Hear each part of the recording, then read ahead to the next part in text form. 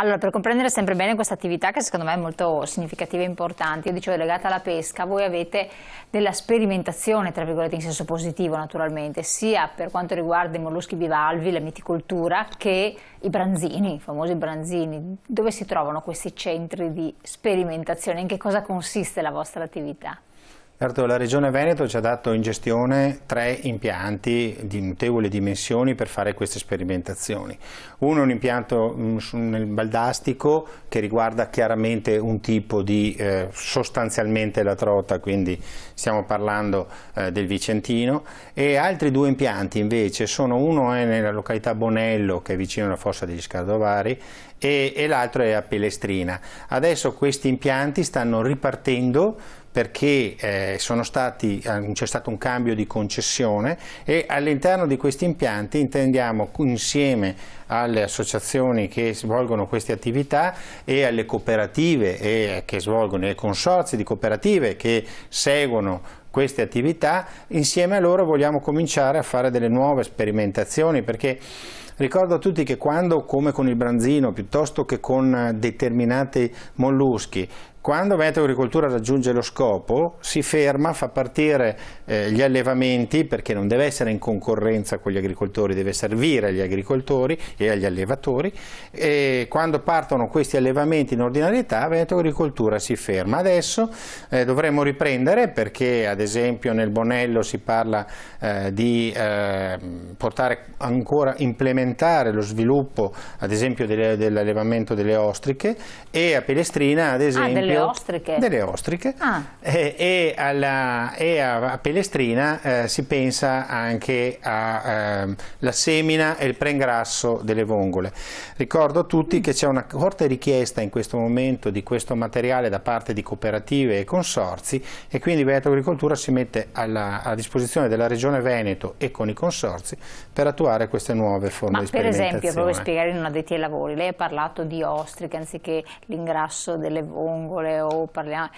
Che cosa fate? Cioè sperimentate che cosa? Una modalità di allevamento diversa, un'alimentazione? Cioè che cosa fate? Ecco, ma ha già toccato qualche tasto importante di quello che faceva fino a 5 anni fa in quegli allevamenti Veneto Agricoltura. Faceva proprio delle sperimentazioni che riguardavano, lei deve pensare che sono veri e propri allevamenti quelli che c'ha Veneto Agricoltura, e quindi dalla temperatura dell'acqua ai nutrienti, a tutte queste attività, alle giornate luce e quant'altro, venivano approntate delle, come posso dire, linee di allevamento, ad esempio delle vongole.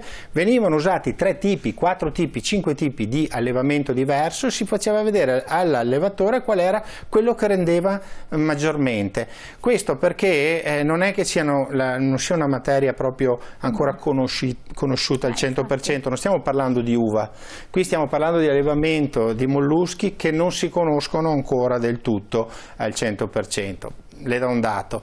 Su tutto c'è un deficit che ad esempio l'Italia ha nella semina delle vongole, che arrivano tantissime dalla Francia.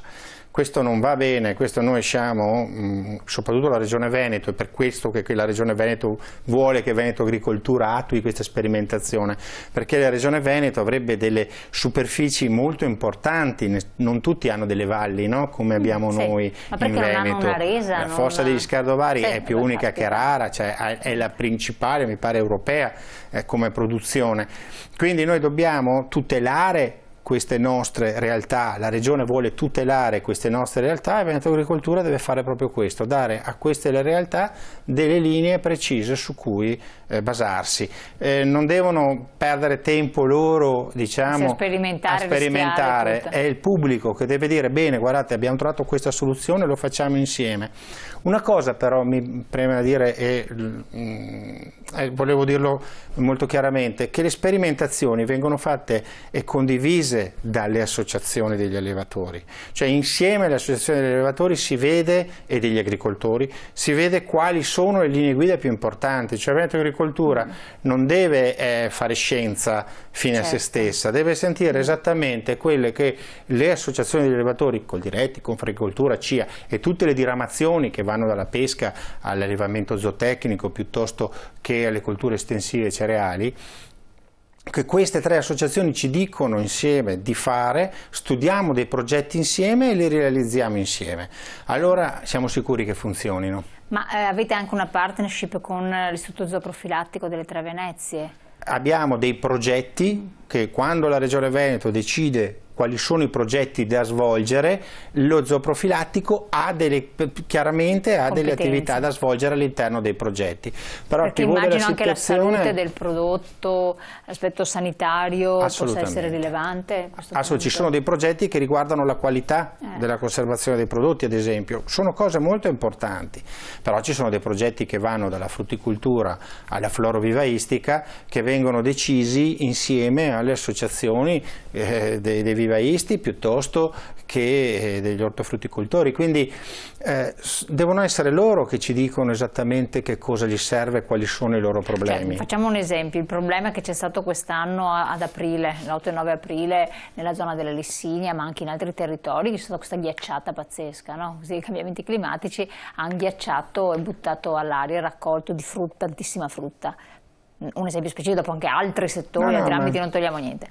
Se gli agricoltori lamentano questo fatto, si presenta una volta, se ne presenta 2 o 3, dice, può chiedere a voi, dire, noi abbiamo necessità di trovare un sistema che non sia quello di accendere i fuocherelli o di buttare l'acqua, andare di notte ad aprire l'acqua improvvidamente, che possa mantenere, preservare il prodotto, pur mantenendo l'integrità, quindi senza usare sostanze che possono essere dannose. Voi potreste cimentarvi col supporto dei finanziamenti della regione, eccetera, avete possibilità di cimentarvi anche in questo? Assolutamente, lo stiamo già facendo perché è stata una delle richieste che hanno fatto i tavoli provinciali, ad esempio della Coldiretti e della Confagricoltura.